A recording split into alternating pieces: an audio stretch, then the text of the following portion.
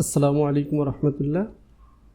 আমরা গত লিসনে যেটা শিখেছিলাম সেটা হচ্ছে আমরা এটা যদি কোনো কিছু বলি তাহলে সেটা বলতে হয় ইংলিশে দিস দিয়ে আর আরবিতে হাজা দিয়ে। আর যদি আমরা ওই, উহা বা সেটা, ওইটা এই ধরনের কোনো কিছু বলতে চাই তাহলে সেই ক্ষেত্রে এই বিষয়টাকে আমাদের ইংলিশে বলতে হয় দ্যাট দিয়ে আর আরবিতে বলতে হয় জালিকা দিয়ে। যেমন উদাহরণস্বরূপ এখানে দেওয়া আছে যে ইহা একটি বই, ইংলিশে এটাকে বলা যায় দিস ইজ আ বুক, হাদা কিতাবুন। আরবিতে কীভাবে বলা হবে? হাদা কিতাবুন। আবার ওইটা একটা কলম, ইংলিশে এটাকে আমরা বলি দ্যাট ইজ এ পেন, আর আরবিতে বলতে হয় জালিকা কলামুন, জালিকা কলামুন।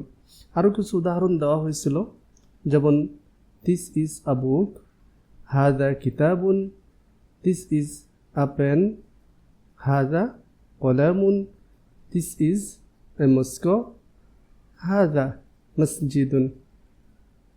তাহলে যদি নিকটের কোনো কিছু বলতে চাই সেটা আমরা বলবো দিস দিয়ে, আরবিতে বলবো হাজা দিয়ে। আর যদি দূরের কোনো কিছু বলতে চাই সেটা বলবো দ্যাট দিয়ে, আরবিতে বলবো জালিকা দিয়ে, যে ওইটা আমার ঘর। আচ্ছা, আজকে তোমাদের যে সহজ ভাষা শিক্ষা ইংরেজি ও আরবি কোর্সের আমরা যে প্রথম পার্ট করেছিলাম লিসন 1, লিসন 1-এর আজকে ক্লাস নম্বর 2। তো অবশ্যই যথারীতি অন্যান্য দিনের মতোই প্রথমে আমরা কিছু শব্দ শিখব। ভাষা শেখার জন্য শব্দ শেখার কোনো বিকল্প নেই। প্রতিদিন শব্দগুলো চর্চা করতে হবে এবং সেই শব্দগুলো দিয়ে ছোট ছোট বাক্য, ছোট ছোট কথা, ছোট ছোট শব্দগুচ্ছ তৈরি করতে হবে। এরপরে আস্তে আস্তে তুমি বড় বড় বাক্য, বড় বড় কথা বলতে পারবে। তো আজকে আমরা যে শব্দগুলো নিচ্ছি একটু খেয়াল করো। একটি মাদ্রাসা, এই কথাকে ইংলিশে এ মাদ্রাসা এমনই বলা হয়, আর আরবিতে বলা হয় মাদ্রাসাতুন। একটি ব্ল্যাকবোর্ড, এটাকে ইংলিশে ব্ল্যাকবোর্ডই বলা হয়, আর আরবিতে বলা হয় সাব্বুরাতুন। একটি স্কেল, এটাকে ইংলিশে বলা হয় এ রুলার, আরবিতে বলা হয় মিস্তরাতুন।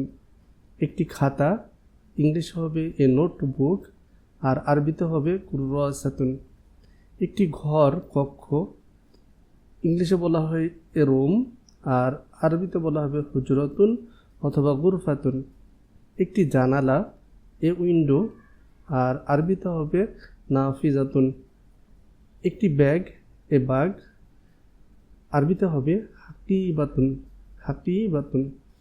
একটি টেবিল, এ টেবিল, আরবিতে হবে তবিলাতুন।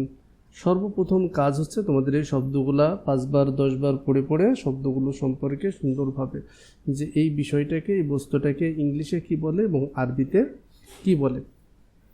গত দিনের সাথে আজকের শব্দগুলো যদি তোমরা একটু ভালোভাবে খেয়াল করো তাহলে লক্ষ্য করবা, আগের দিন আমরা যেমন বলছিলাম কিতাবুন, কলামুন, এই ধরনের কথাগুলো, কিন্তু আজকের সবগুলো শব্দের শেষে দেখো গোলতা আছে।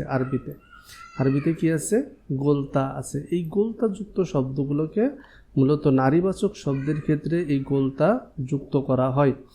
তো আমরা যেমন ইহা বা এটি বলতে ইংলিশে দিস বলি, সেটা পুরুষবাচক নারীবাচক শব্দের ক্ষেত্রে কোনো আলাদা কিছু নেই, কিন্তু আরবিতে হাজা না বলে বলতে হবে হাজিহি। কখন? যখন আমরা কোনো নারীকে বোঝাবো, কোনো নারীবাচক শব্দকে বোঝাবো। নারীবাচক শব্দের আগে হাজা বসবে না, এটা বা ইহা বলতে হাজিহি বলতে হবে। এবং উহা, সেটি বলতে ইংলিশে যেমন সব ক্ষেত্রেই দ্যাট বসে, কিন্তু আরবিতে জালিকা না বলে আমাদেরকে বলতে হবে তিলকা। জালিকা না বলে কি বলতে হবে? তিলকা। তার মানে পুরুষবাচক শব্দের ক্ষেত্রে হাজা, জালিকা, আর নারীবাচক শব্দের ক্ষেত্রে হাজিহি, তিলকা। তো চলো আমরা কিছু প্র্যাকটিস করি এই বিষয়ে, তাহলে তোমাদের আরও বুঝতে সুবিধা হবে। এটা আছে দিস ইজ এ মাদ্রাসা, এইটা একটা মাদ্রাসা। এটাকে আরবিতে কি বলা যায়? হাজিহি। হাজা বলা যাবে না কিন্তু, হাজিহি মাদ্রাসাতুন, হাজিহি মাদ্রাসাতুন। এটা কি? That is a blackboard, that is a blackboard মানে ওইটা একটা ব্ল্যাকবোর্ড। এটাকে আরবিতে বলতে হবে তিলকা সাব্বুরাতুন, তিলকা সাব্বুরাতুন, এখানে কিন্তু আমরা জালিকা বলবো না। কেন বলবো না? কারণ সাব্বুরাতুন শব্দের শেষে এই যে গোলতা আছে, এটা নারীবাচক শব্দ। দিস ইজ এ রুম, এইটা একটা ঘর, এটাকে আমাদের কি বলতে হবে? হাজিহি হুজরাতুন, হাজিহি হুজরাতুন। এটা কি? দ্যাট ইজ এ ব্যাগ, ওইটা একটা ব্যাগ, ওইটা একটা ব্যাগ। আরবিতে বলতে হবে তিলকা হাকিবাতুন। তিলকা কেন বলছি? গোলতা আছে, তার মানে এটা নারীবাচক শব্দ। এইটা একটা notebook, this is a notebook. আর আরবিতে হবে হাজিহি কুররাসাতুন, হাজিহি কুররাসাতুন। এটা কি? একটা টেবিল। তাহলে আমরা বলতে পারি দ্যাট ইজ এ টেবিল, ওইটা একটা টেবিল। আরবিতে কি হবে? তিলকা তাওবিলাতুন, তিলকা তাওবিলাতুন। এইটা একটা roller, this is a roller. হাজিহি মিস্তরাতুন, হাজিহি মিস্তরাতুন। ওইটা একটা জানালা, দ্যাট ইজ এ উইন্ডো। আরবিতে হবে তিলকা নাফিজাতুন, ওইটা একটা জানালা। তো আশা করি তোমরা আজকের ভিডিও লেসনটাও বুঝতে পারছো। বিশেষ করে শব্দগুলো শেখো এবং সেই শব্দগুলো দিয়ে যে ছোট্ট ছোট্ট করে, আমি একদম জিরো লেভেল থেকে শুরু করছি। ইনশাল্লাহ খুব গ্রামেটিক্যাল ঝামেলা ছাড়াই তোমরা খুব সহজভাবে আরবি এবং ইংরেজি যে ছোট কথাগুলো, এই কথাগুলো বলতে পারবা বা নিজেরা পড়ে পড়ে বুঝতে পারবা। যদি ভিডিওটা ভালো লাগে থাকে তাহলে অবশ্যই শেয়ার করবে।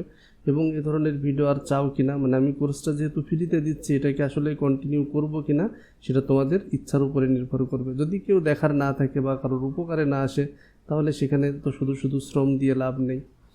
তো যদি ভালো লাগে অবশ্যই সেটা কমেন্টে জানাবে যে এটা আসলে কন্টিনিউ করব নাকি থেমে যাব।